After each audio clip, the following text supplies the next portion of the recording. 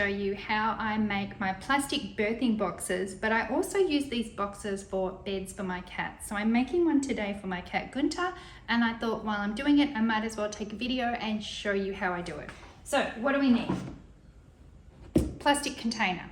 This one's been used already for other things. It was used for storage, but the lid's a bit broken, so I'm going to use it now for a bed for Gunter, and he can pee in it if he wants to because he's a stud cat.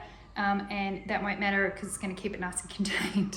So what we're going to do is we're going to use this, and I'm just going to put this up here on my stove. You can see I've already started this job, and I thought, oh, I should make a video. What I'm going to do is I'm going to cut out a section out of this box so that he can go in there while the lid's on, and that's going to make a nice little cubby for him. Have some bedding in there to soak up anything it needs to soak up, and that's a really great idea for one of your stud cats. So how are we going to do this? The easiest way to do this is with a hot knife. Now I have a special knife that I use just for the job. This one, you can see it's got a bent tip on it, and I'm going to use the stove to heat that up, and I'm then going to use it to slice through the plastic. So let's get going. I'm going to light the smallest burner on the stove. I've used a candle before, but that actually isn't hot enough to heat the knife up. So I'm going to use the smallest burner, and I'm going to heat my knife up with that. You can actually do this job with a jigsaw as well, but it tends to leave a rough edge, and it's noisy, and I don't want to use a jigsaw, and I don't want to make Damien do it, so I'm just going to use a hot knife because it's a little bit quicker. You need to realize that this is probably going to smell. We're burning plastic, we're melting plastic, so I'm doing it inside, but I've got all the windows open. We're going to heat the knife up, and we're going to get the knife nice and hot, and then we're going to use it to cut the plastic. You can put a marker, you can use a texter, a Sharpie pen to put a marker where you want to cut the box. So I've used my Sharpie pen to mark that up. I made a bit of a mistake and made it a bit bigger. And that's about the size I want it to be. Now this box has a bit of a sort of a, I don't know, shaping on it, which is normally used to keep them a bit stronger. I've kept that shaping, and that's what I'm cutting out. I'm also leaving a bit at the top. That keeps it nice and stiff. You can actually cut this bit out, but I normally leave it there because it keeps the box in shape. And this is going to be for Gunter as a bed, but this is also how I do my birthing boxes, and I like to have a little bit at the bottom so that the bedding will stay in, but I would probably make that a little bit lower for a birthing box so that the kittens could come and go. I might even go right to the bottom, and then I'll put a piece of cardboard there to keep them in and take that out when it's time for them to come out. But this one is going to be a bed for the cats outside, so I don't need to worry about that. So I'm heating up my knife. I just leave it sort of sitting there over the gas, being very careful because it's going to get really, really hot. And as soon as it's hot enough, it will slice through that plastic really quickly. My knife's on fire a little bit because it had a little bit of plastic residue on it. And that's what I mean about having to have the windows open. Okay, that is nice and hot. So let's give it a go. Go straight into the plastic, and then I just push downwards. You can see the nice smell coming out there. And I just keep pushing downwards until the knife is too cool. It just hit the bit that I'd already done. So I have cracked it a little bit, but I've cracked it on the inside of the bit that I'm going to throw away, so we're all good. And that's as much as it's going to do. So I'll heat it up again, and it smells lovely in here. It's on fire.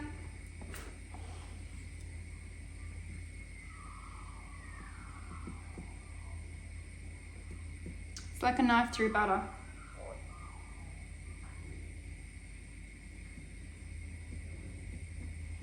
And there you can see I've done that whole section there, and I'll keep doing the rest.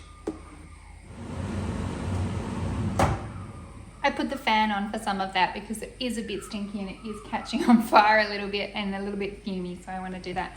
You can see I've taken the piece out. I actually have decided though that I'm going to go a little bit lower here, and one of the things I want to show you is that my knife's on fire. When you're doing that, sort of wet. Instead of putting the knife in like this and pulling it along, it's a good idea to put it flat and drag it along. You get a much cleaner line. And the other thing is, if your knife is like mine and it's got a little bit of stuff either side of the actual metal shaft of the knife, that's going to heat up, and that's going to be where you're pressing your finger. So make sure you don't do that. You put your finger to the side, otherwise you'll end up burning your finger. I've just drawn in the new line that I'm going to follow.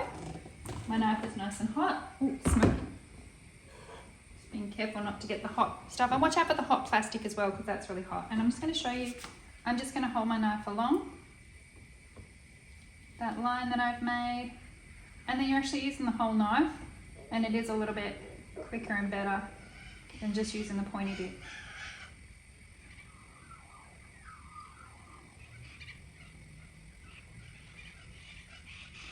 So I got a lot of that done with one heating.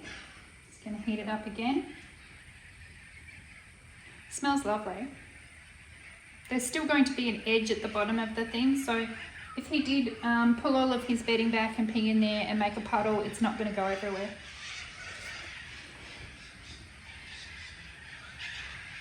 That's the parrots going across. You can hear them because everything's open because of the smell.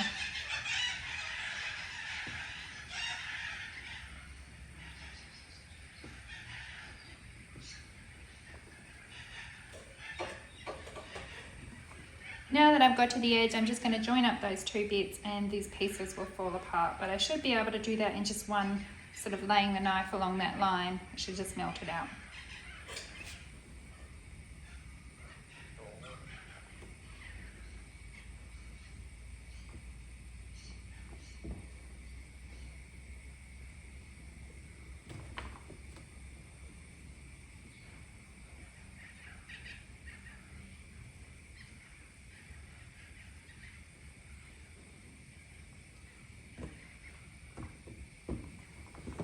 Okay, you can see that that's all done. There's the space. He's going to be able to go in there. He's going to be able to hang out. The lid will be on top. He'll be nice and secure and have bedding, and that's going to be a nice cozy little sleep spot for him.